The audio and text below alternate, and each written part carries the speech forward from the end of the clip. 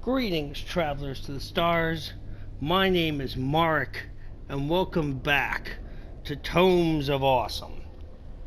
I'm starting a playthrough today of one of my absolute all-time favorite game series ever. That is, of course, Evil Within 1. I have so many thoughts to give on this, and I think I did give them in a video before, so I won't go over it too much. I'll just talk about things as they come up in the game. Let's get started as soon as this loads.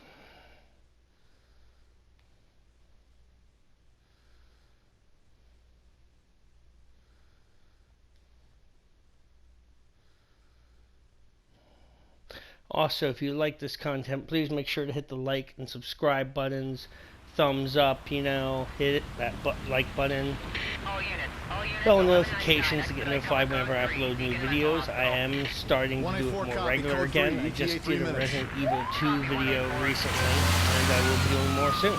Here we go. Sorry, detectives. I know you're just coming off a case, but I'm afraid we're gonna have to make a detour. Sounds serious. Is it a riot? A call went out just before I picked you up. Said it was multiple homicides. Half a dozen units already on scene. 131, please advise. Hey, maybe it's the ghost of that doctor who went schizo and chopped up all those patients. That's not what happened. Some patients disappeared. Some kind of scandal? Still, gives you the creeps, doesn't it? 127, 124, please respond. Joseph, you think there's a connection? It's a possibility. I believe the records were sealed. Anyone on scene, respond. Dispatch, this is Detective Castellanos in 184. What's the situation? Over. 184, be advised. Some problem with Chimone on the Beacon Memorial. Is there any... God damn it! Jesus!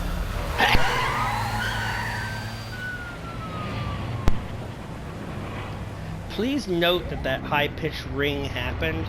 This ringing noise is a constant Junior Detective Kid. symbol that happens throughout the Any game. thoughts?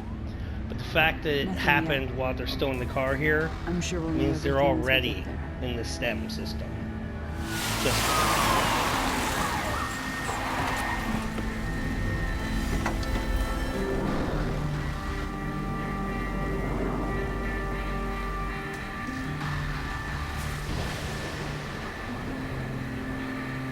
I remember playing this on the Xbox 360. At the time, they were all promoting the Xbox One and the PS4 and everything. And they're like, you're not going to be able to see it well, or it's not going to play on the 360. But I tell you, even in the 360, Joseph, Kidman, you're these with me. graphics We're gonna were have a look around. amazing. Right. Just amazing.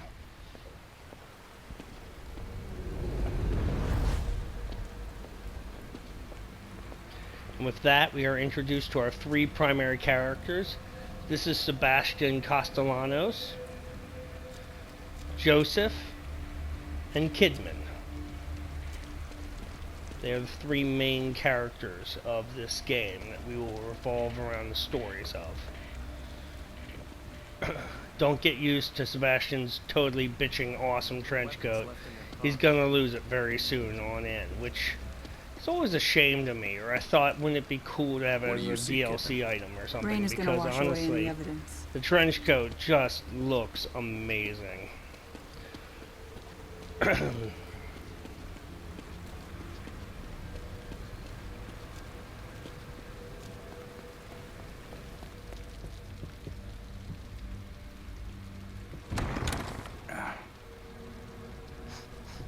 Smells like blood. All right, stay sharp.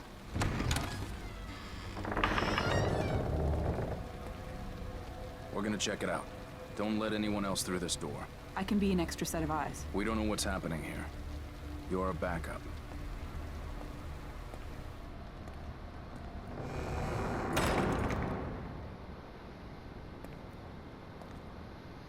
Right, so anyone who ever saw the 1990, I think it was 98 or 2002 movie, The House on Haunted Hill, this kind of looks like Sebastian might be the Someone alive in here. on-scene, first on-scene police agent to that whole thing, except in that movie the house shut down and everyone inside was burned to death, but same theory generally applies.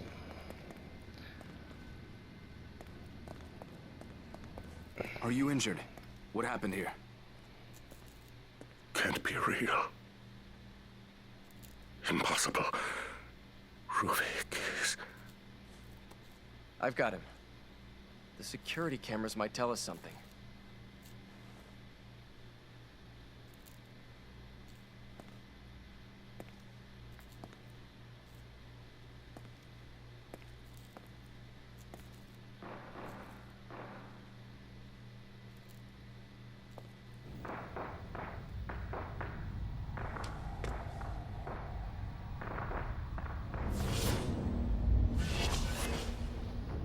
What the hell?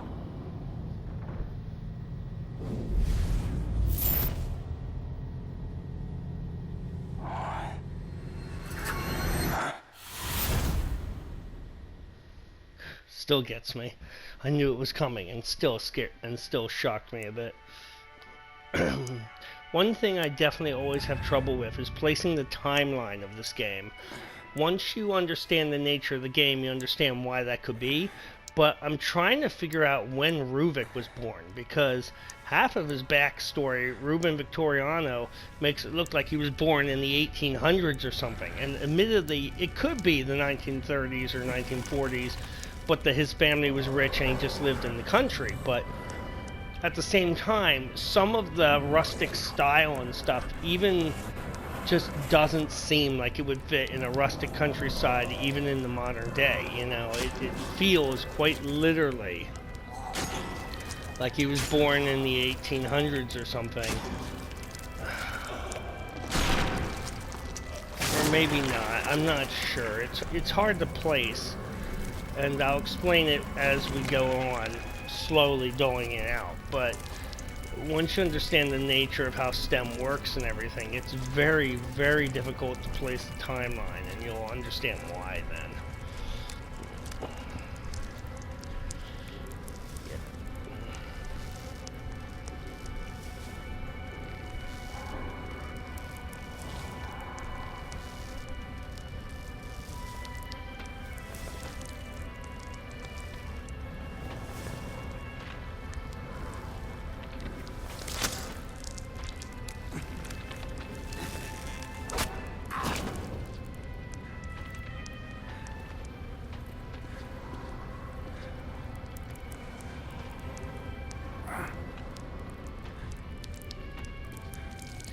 Fun fact, a girl from the group Watch Girls Play, she's not a member anymore, named Stephanie, did a full playthrough of this game, and during which she referred to this guy as Evil Francis from Pee-wee's Big Adventure. And I do remember seeing that movie a couple times when I was a kid, but to be honest, I was never a fan of Pee Wee Herman or the Pee Wee Herman show, so I don't get it, but I don't remember it very well. But for some reason, her calling him Evil Francis stuck in my head, and now I can never think of him as anything but, even though I never watched the damn show, so we have to sneak to get those keys right away. This place, as unnerving as this initial scene seems, actually gives you way more leverage than most people think as far as noise goes. You just don't want to actively bump into Evil Francis or go into that back room, because there really isn't anything there other than the fact that it's going to just straight up murder you.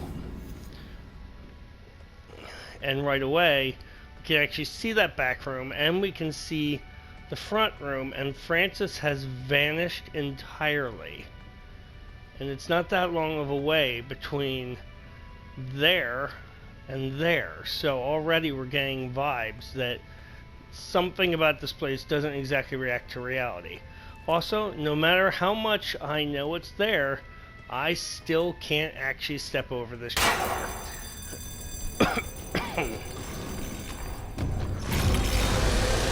Shit.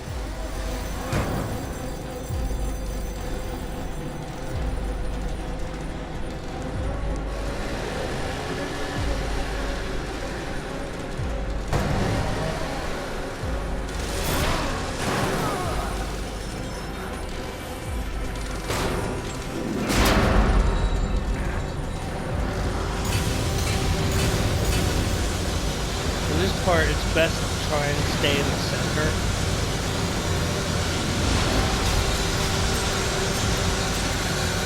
Because otherwise those blades are just going to pull you in and rip you apart.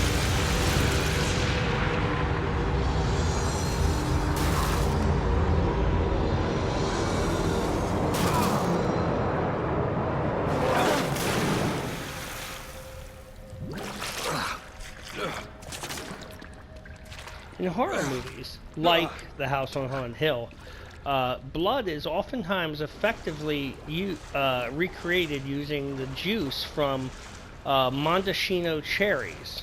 I may be saying that name wrong. But fun fact, I used to work in a produce department store, as well as just general knowledge.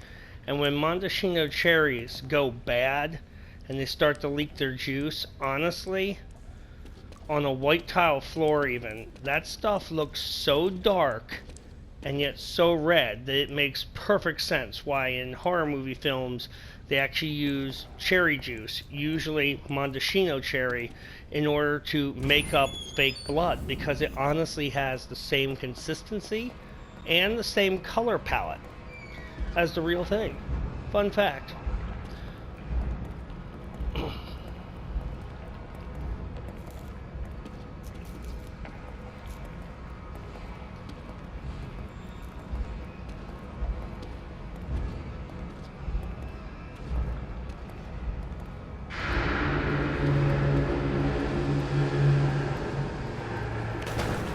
This whole sequence is very interesting. Castellanos was stabbed / cut / sliced in his ankle, back of his leg or something, and he knows that, so he keeps limping around because he knows he's been injured, right? But we're actually going to get to see that the moment he stops remembering or thinking about his injury, it vanishes. Almost instantly. I always think there's something in here and then there isn't, and I'm just disappointed. Yet another clue that something about the reality of this place isn't what it seems. Where's the exit?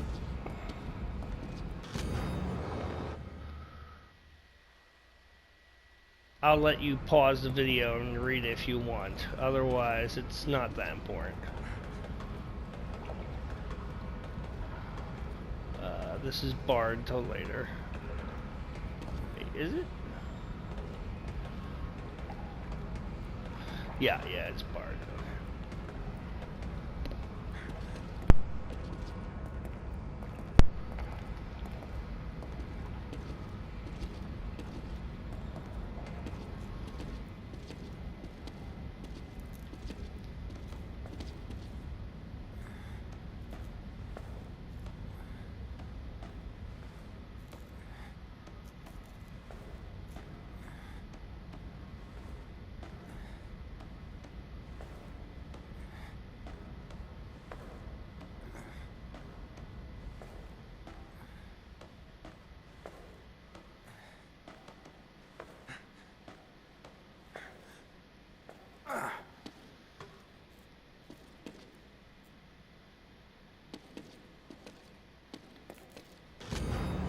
Okay.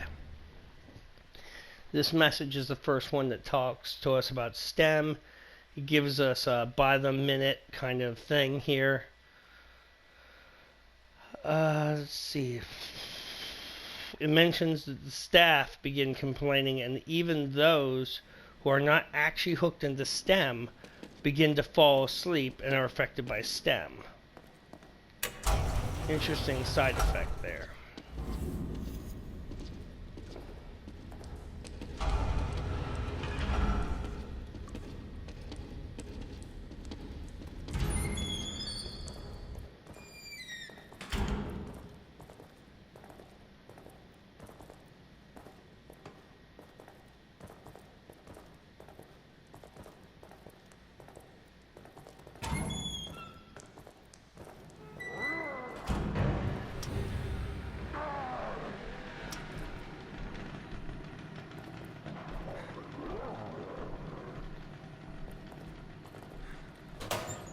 Gonna hide in this locker here.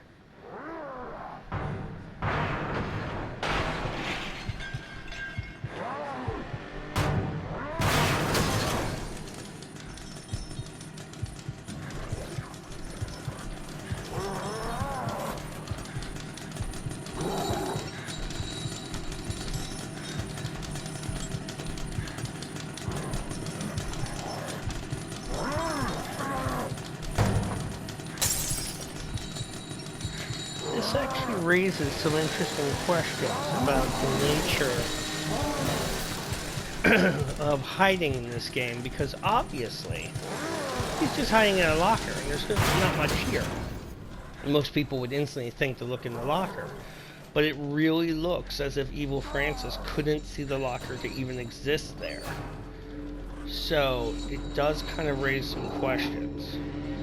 Now, before anyone mentions it, if they were going to mention it in the comments section, I'm going to say this. I have actually seen people manage to kill Francis in this scene. It can be done.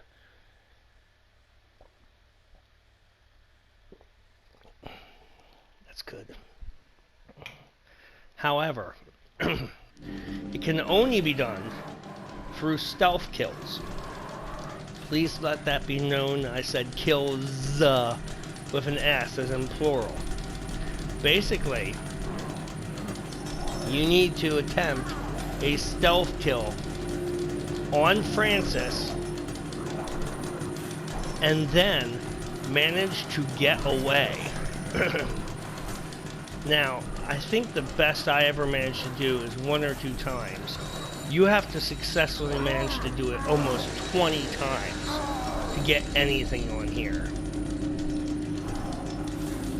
I'll give it a shot or 2 here, just so we all get to see just how hard it is. And please note, I'm playing on casual difficulty.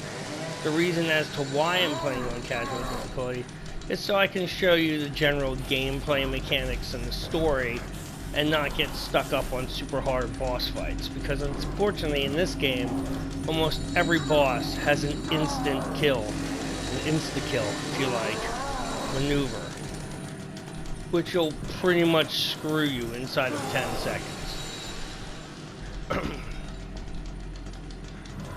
I'm waiting for him to come back here. Here he comes.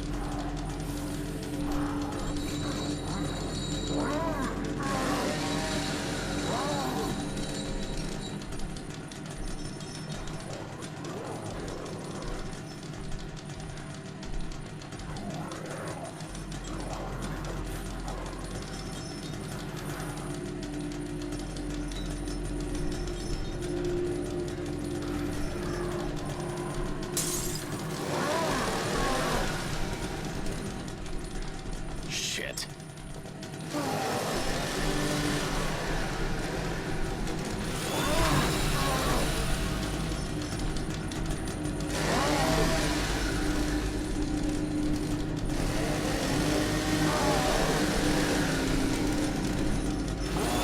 You don't see me.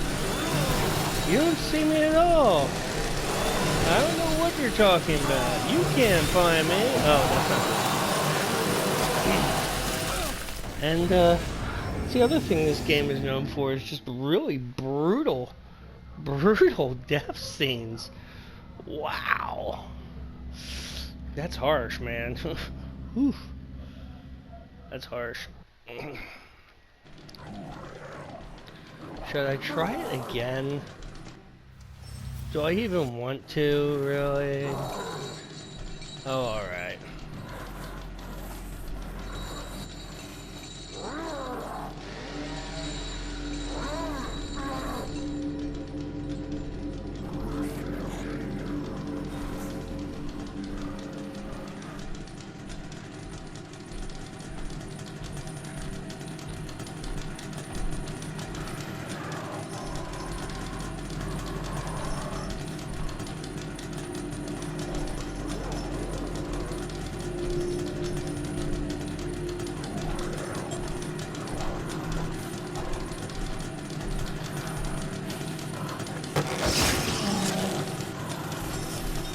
Shit.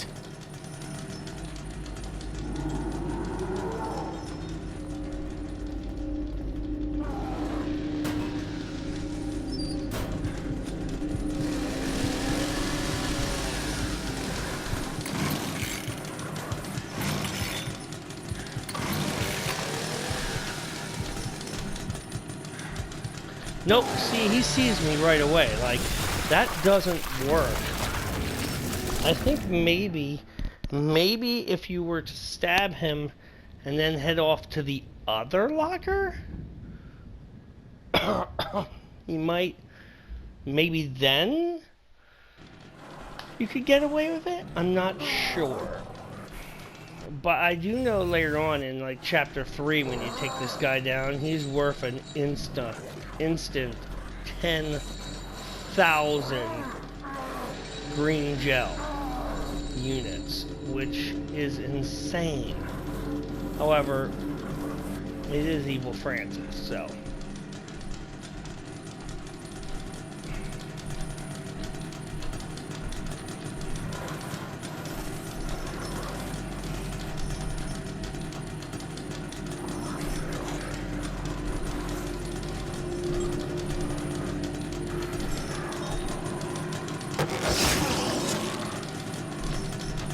Shit. I'm gonna quickly.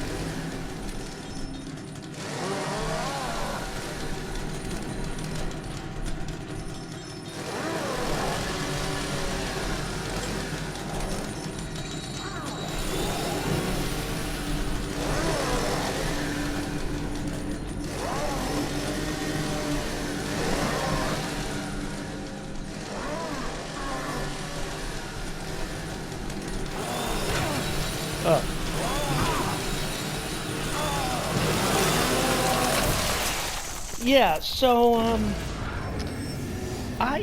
maybe it's just me and I don't have the skills to do it, but, I just cannot imagine how you could take this guy down. I mean, seriously, what are you gonna do? Like, you saw me try to get to the back to the locker, it didn't work. You saw me try to get over to the other locker, didn't work.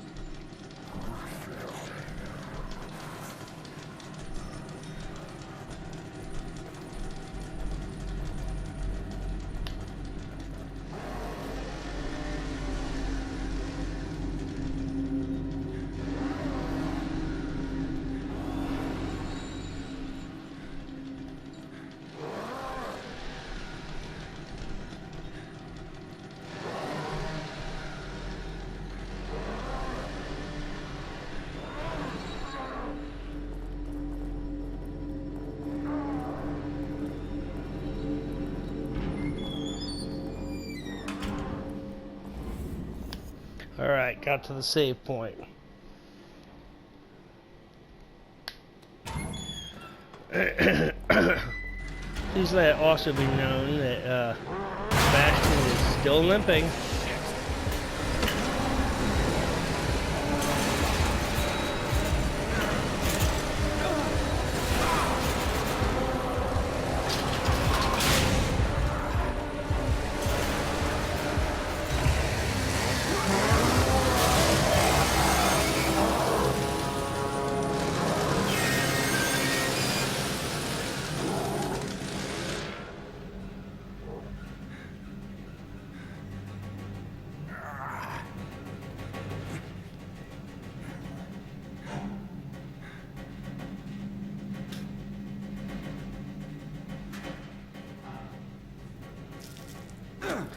No cigarettes, can't even smoke. He's stressed out of his mind, doesn't know what he's gonna do next. Darkness twisting me around. This is the opening of the game because we didn't actually even play the beginning of the game yet. We were just playing the intro. Like, this is the ending of the intro, you know? It just turns itself around and around. The night chokes tight in the noose.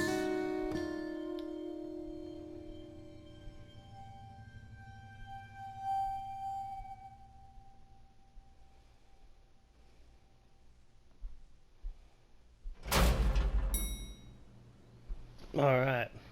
We're back. Sebastian's here. He's had a moment to calm down. And... oh, look at that. What? How is that possible? Let me step into the light here. And look at that. How's it possible? He's calmed down. Not only is his leg better, you can't even see the chainsaw cut on his leg anymore. As if it never happened at all. How odd is that, huh? This game does an amazing job, absolutely amazing, of showing off how as soon as we forget something or we think about something else, something stops being. This game is all about mind over matter, psychology versus reality. This game is like textbook definition of it, as far as I can tell.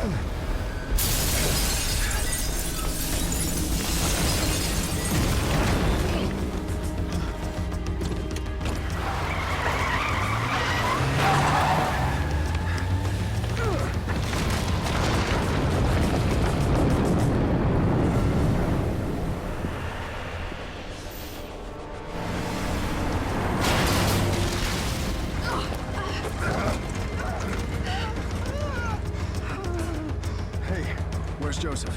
Man, I'm sorry, but you never came out. I waited, but... Please, settle down, Leslie. Settle down, Leslie. Settle down, Leslie. Settle down, Leslie. Shit! There's no going back.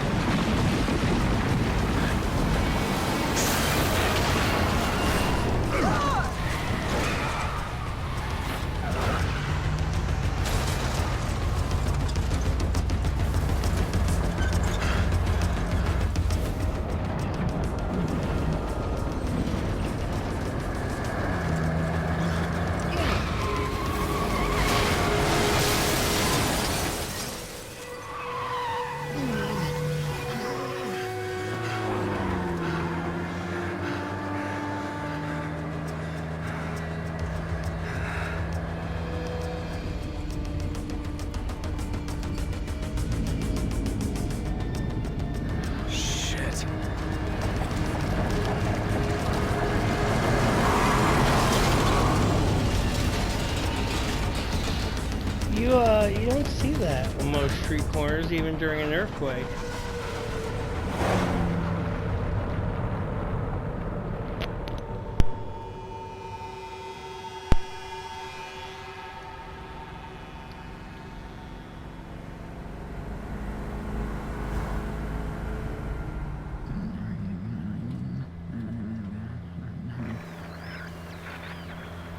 Damn it.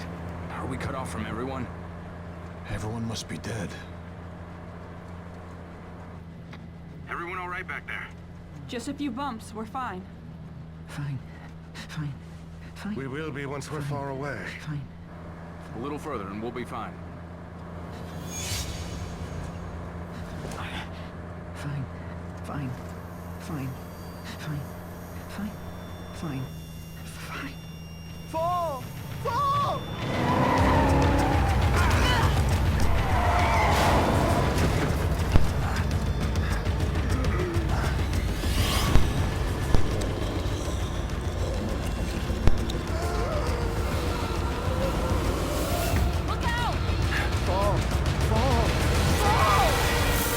There are so many things happening in this scene. It is ridiculous.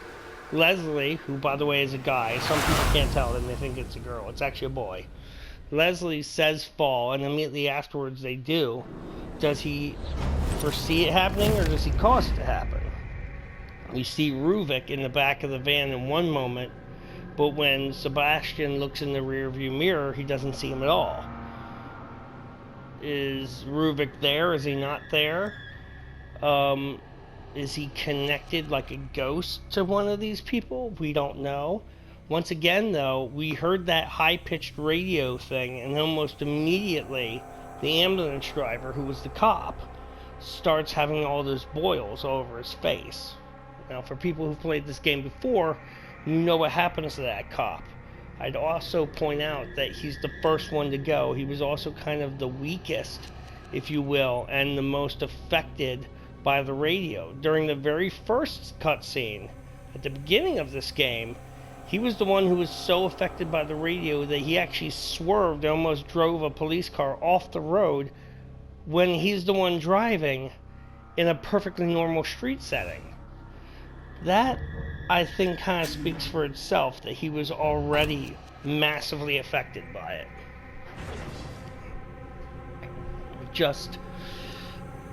That was just me moving on the sofa here. Just pointing that out. It's kind of an interesting effect.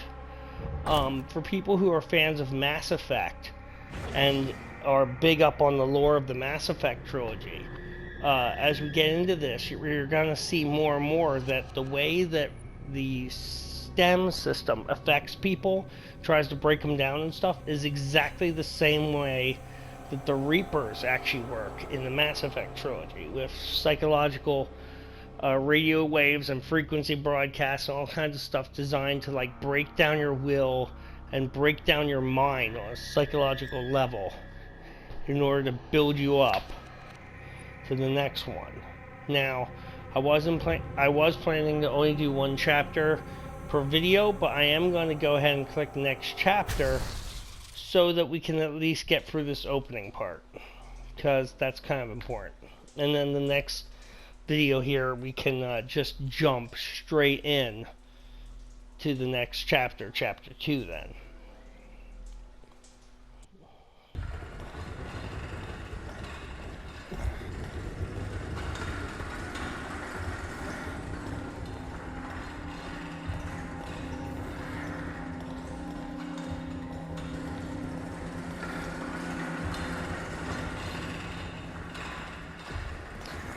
Please let it be known that all of these clips like this where you see red and stuff, this is probably from reality before Castellanos went into the STEM system.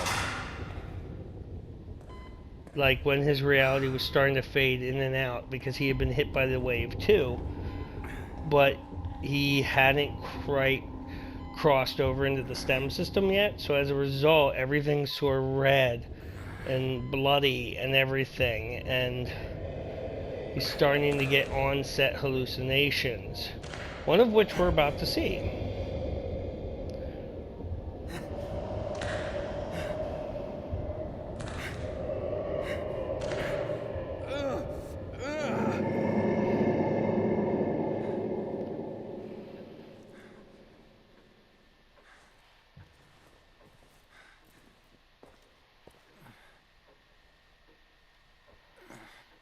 Alright, and now we're back.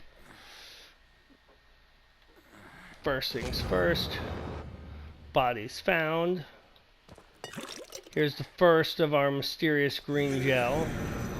Also going to point out where locations of it are, so for other people playing, they know how to get more. There's also one here in the toilet.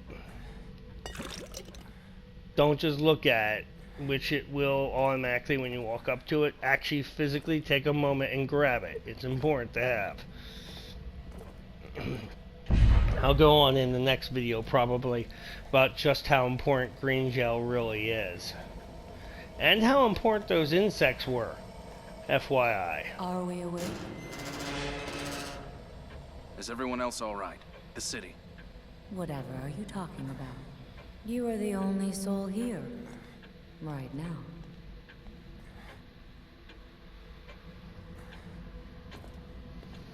Also, are we limping? I can't tell. Yeah, I think it feels like we're limping again here. A hospital. This place is necessary for you. You're always welcome here. I've been hospitalized. I'm afraid I cannot answer that. Please, sign in here. Without signing in, there's no way to ensure your future memories. Take a note of that. She says as a way to ensure your future memories. Memories being something of the past, but future as in memories of the past that haven't occurred yet. Which is a really interesting way of saying saving your game. But scientifically speaking, it's actually kind of like the perfect way to describe saving your game. Ensuring in the future that you will have memories because you're still alive. Kind of definitely an interesting spiel on that. This way, please.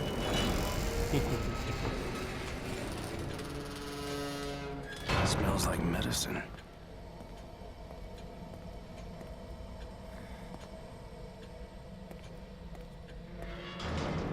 Now, before we sit in that chair, no matter what she says, right here is map piece number 1. Please, and it can only be gotten during this and chapter 2. Have a seat. After that, it is gone forever. Just for the record. What the hell? You mustn't fight it. This is for your own good. No. Stop. And here it says green gel can be used to upgrade an individual parameters, right? Here's where it gets interesting. Castellanos was in an ambulance accident, right? Now suddenly he's in this place that's necessary for us. Now, those familiar with Evil Within 2, or later on in Evil Within 1, or any combination of, knows about the whole your sanctuary, your safe place, which is sort of what Sebastian is in. This mental realm that is safe for him. But, by spending 100 points to upgrade our brain, essentially, You see? All better. what do we see? The room around us burst into flames.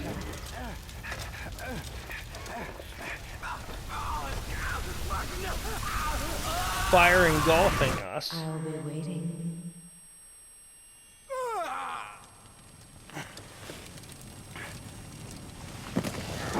And now we're back in the ambulance. Now, you can take whatever you want away from that, but me personally, I always take it to mean that essentially we died in that ambulance attack. But since this whole thing is a realm of the mind, and we had that safe place that existed, the fact of the matter was, we went to the safe place, where we injected some green gel, and it upgraded and strengthened our mind enough to bring us back to this higher reality, which brought us back to the ambulance. Where, as I said before, I'm pretty sure we died. But this whole thing is a mental realm, so maybe it didn't count, you know? Or we were able to get better because of that, perhaps? Like I said, it's very strange. Here's some more green gel. I'm gonna call it out as I find it, so that other people can find it, know where the locations are. Nothing is ever randomized in this game, at least. Not at least as far as the green gel and the keys and stuff go. Those are always standard, every single time. Alright. New item, syringe.